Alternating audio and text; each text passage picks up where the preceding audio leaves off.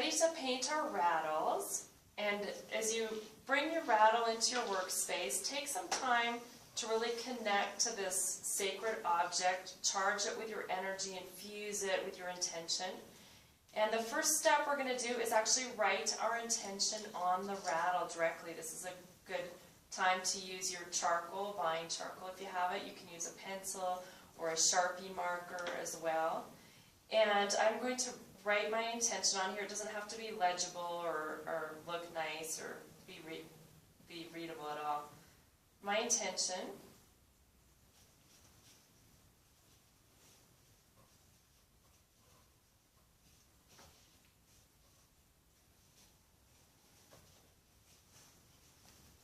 is I intend healing and connection.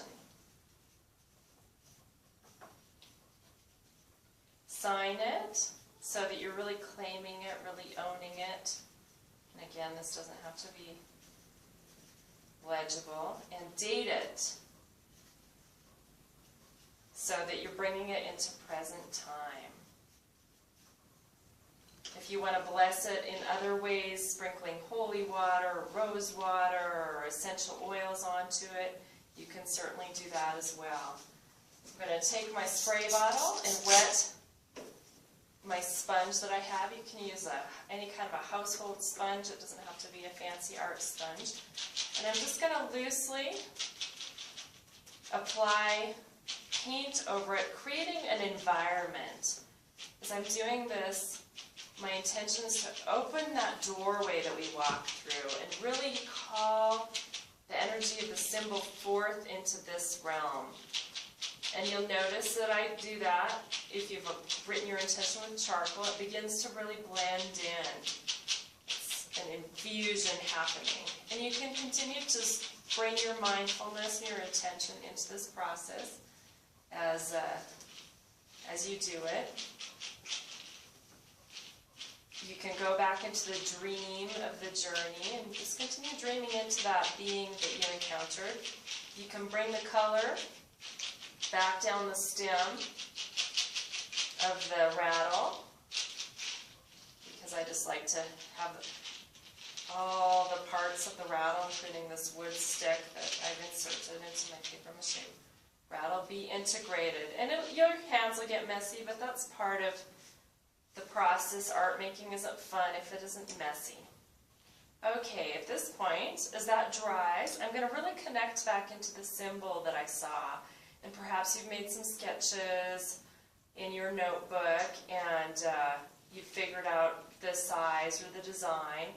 And really connecting it to the rattle, imagine the size that it'll occupy on this space. You can use your charcoal again. If you use a Sharpie marker, wait until this color is completely dry before you do that. You can also use a pencil, or you can begin directly with the paint, but I like to kind of mark out my design a little bit. I'm going to make a little half star rising on a horizon. It's the morning star, it's Venus, and this particular symbol that I saw is one that I use fairly frequently because it's a symbol that's actually here from Teotihuacan, where I live. It was a symbol that was very important here in Teotihuacan, as Venus was highly revered as the morning star. The morning star is the promise of the return of the light, because every morning when the morning star is there on the horizon, it heralds that the sun is about to arise. But it also has these symbolic qualities of the return of the light within us, within humanity, in our hearts. And so it's a symbol that's really important for me. I'm going to take a fairly small round brush, moisten it a little bit, and I'm going to choose a dark color. I'm going to mix a dark blue and a purple color. And I'm going to just begin to define directly over that outline that I just made with the charcoal. And it doesn't have to, you don't have to worry too much about how exact these lines are, because we're going to fill them in. And you'll notice I'm supporting with my pinky finger here on the edge of the rattle to give me some some extra support. And I'm being kind of loose about it because I made my rattle out of paper mache. The surface of my rattle is quite uneven, but that just gives it more of an organic quality, and it actually helps remind me to stay loose with my paint because I'm not going to be able to get too perfectionist with it. It'll keep me really loose with it, and that looseness will actually help me bring more energy and movement and a more dynamic quality to my rattle. So I've defined with a dark color. You can choose any dark color that you like. I've defined the outlines of my rattle. And always stick your brushes in a glass of water when you're wanting to rinse them out. Don't leave them out because acrylic paint will dry pretty fast. Otherwise you'll have brushes with very stiff bristles. Now I'm going to bring a light color. I'm mixing white with a little bit of orange here. Again, you can choose any light color that you want, or even a mid-tone. And I'm just going to come in between the areas, filling in. And again, this does not have to be exact. This isn't like back in school when they said, you know, don't draw outside of the lines. We can be really loose about this. There's no problem at all if you go outside the lines, or there's no way you can do this wrong. And one great thing about acrylic paint is that if there's something that you do that you're not really happy with, you can just paint right over it once it's dry. That's an advantage of acrylic paint. It's very easy to fix things. And you can see that because my blue lines weren't completely dry, that it's kind of, you know, blending in, and these inner lines are going to get a little bit of that color mixed in. And I'm not worrying about that at all because I know that I can come back in, and once it begins to dry, go over it a number of times. If you lose a dark line, you can go over that again as well. And just kind of loosely filling in. Now as that dries, I'm going to go around the rest of the rattle with another color and just begin to sort of create an exterior environment for it.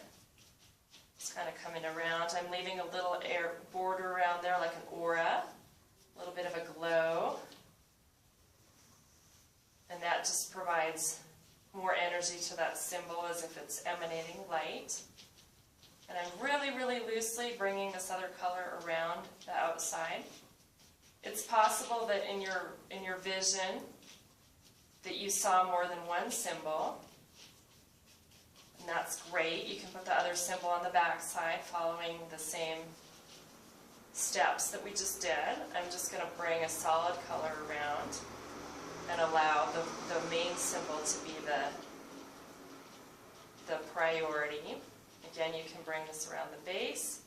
And I'm also just going to do sort of a loose design on the back, a spiral. Spirals are always great because they provide us a reminder of the spiral path, the coming into the center of ourselves, and they have this dynamic quality that again indicates like an aura, light emanating, light shining. And so I often like to incorporate that type of a design. You can put one on the top as well. I'm just doing it in white, and then I'll come back later and define it a little bit more. So really simple marks. There's really no way to do anything wrong here. And if it happened that you didn't see anything at all, which happens sometimes when we're in a visioning or dreaming process, don't worry, because you have an imagination. You can just dream something up. You can make it up. And you can put a symbol on here that is just a symbol that you like, that you're called to, that you've already been working with, that feels important. I'm just going to pull out a little bit of yellow again here out of that aura. Actually making sort of rays. And I'm working really fast here, just to show y'all. But you can take as much time as you like. to really bring your mindfulness into this project, into this process, because you'll be using your rattle in ceremony, and as HeatherAsh has indicated for you to do, to bless your rattle. You can use your rattle in healings, to clear space in your home, to take yourself into a shamanic journey or a dream state or a meditation. And I'm going to come back briefly with the first brush that I used, this slightly smaller pointed brush. And I'm just going to redefine some of the lines that I lost. Just going back over them a little bit.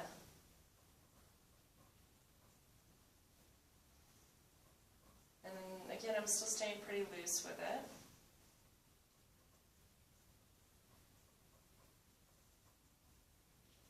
Back over, smoothing out some lines. And I'm actually going to bring this blue over onto the back side again and go in between the white lines that I previously indicated on my spiral.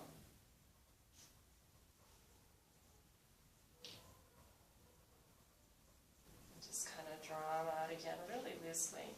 Bring in another color, sort of a brighter blue. And I'm doing this really, really loosely. I'm not exactly even following the path. Just making some marks. You can really have fun playing with the paint. Just play with the paint and make some different marks and see how they work. Here, using a darker red. Going back over this spiral I had on the top.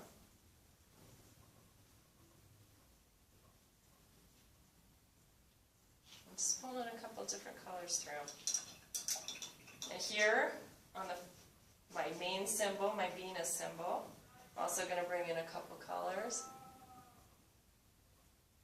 Let's go around the edges to give it a little dimension. When you come back into light areas with a slightly darker tone, it gives it sort of a shadow effect, which provides dimension. Come back into here where I the light, providing a little contrast.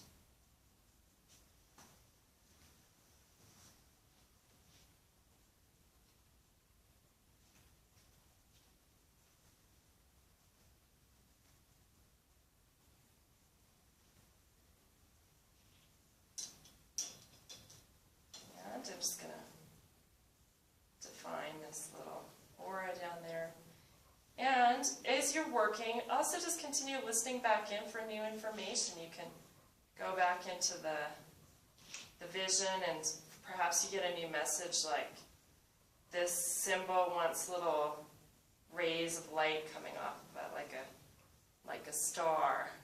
So I'm just going to put some little rays of light in there.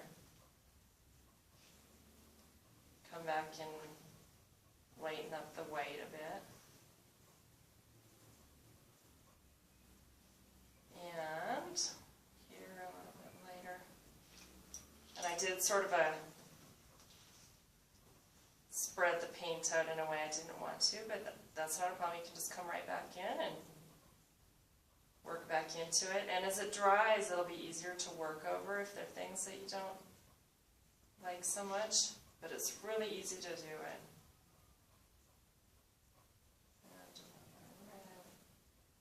And I've built up quite a bit of texture, as you can see here. The more texture you build up, of course, the more time it'll take to dry, the thicker the paint is. But it also provides something that's quite interesting, especially because my rattle is homemade and fairly organic looking. Just bring some other lines around here, different color. And you can also do this around the base. I'm just going to bring a blue line around the base of the rattle.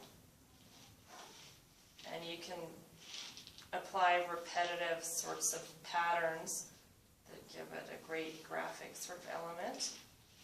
For example, dots are great, just to repeat some dots. Another thing you can do around the base of your rattle is to, if you don't want to paint it, you can wrap twine or yarn or ribbon or leather cord around it, around the base, glue it down, and you can attach beads or feathers to it.